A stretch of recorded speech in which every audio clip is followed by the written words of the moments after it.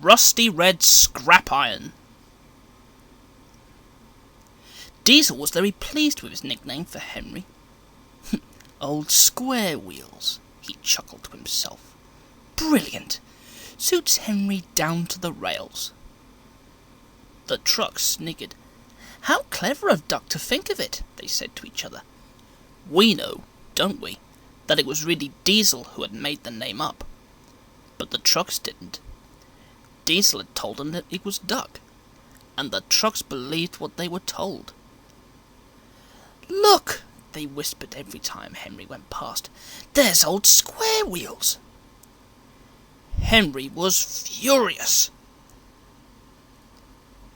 Everyone knew that James disliked Diesels, so it was a surprise when Diesel and James got on well together. James showed Diesel where things were in the yard, and Diesel worked hard once he had settled down. But he was very full of self-importance. I'm up to date and revolutionary, he boasted. I'll soon get this yard working smoothly.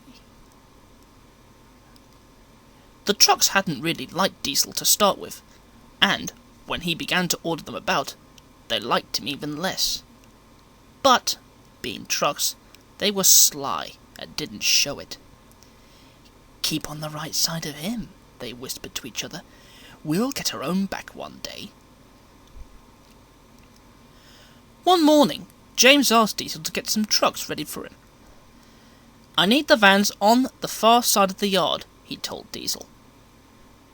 But Diesel, full of himself, and not listening properly, thought James had said, leave the vans on the far side of the yard. So Diesel took no notice of those vans. He collected all the rest and put them ready for James to take away. When James arrived, he found, of course, that he had had the wrong train. By this time, Diesel was nowhere to be seen. James hated shunting. Where's that Diesel? He grumbled as he arranged his own train. Off somewhere being revolutionary, I suppose. Wait till I see him. I'll give him revolution.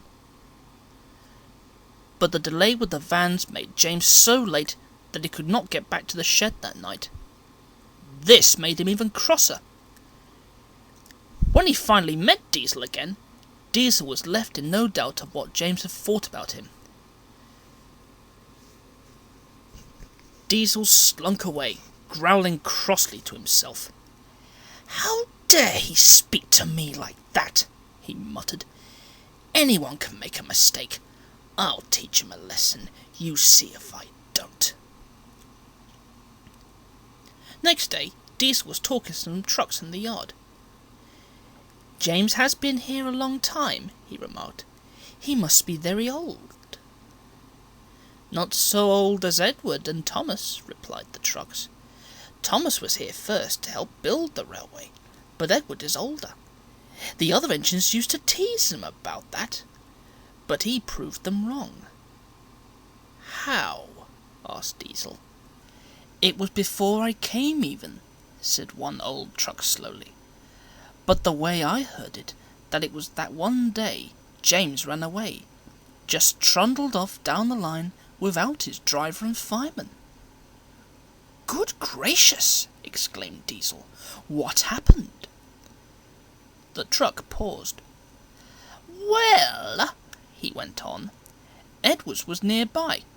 An inspector got a cable and rode on Edward's buffer beam until Edward caught James up, running on the other line, you see. Then he dropped a loop of cable over James's buffer. They slowed James down with Edward's brakes so that the inspector could get into James's cab and stop him. They didn't tease Edward after that. Quite right, said Diesel. I bet James felt silly. It's funny, isn't it? He went on. If James stood out in the rain for a bit, he'd soon just be the colour he is. Red with rust.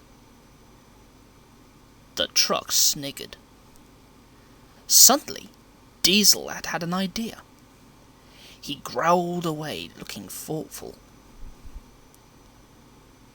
You know that story you told me about James? He said when he saw the trucks again. I told Duck about it in the shed, and guess what he said?" He paused. The trucks waited. They knew Diesel was going to tell them anyway. "Duck said," Diesel went on impressively, "it was no wonder that Edward caught up with him, because James is only rusty red scrap iron. Wasn't that rude? But that's what Duck said." The silly trucks believed every word. They tittered. "Wait till we tell the others."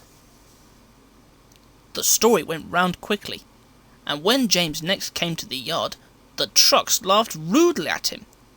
"Here's old scrap iron," they chortled.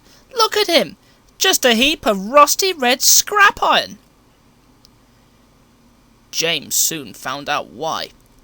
His feelings can be imagined. "That Duck!" he hissed furiously. "Let him just wait. I'll make him duck!"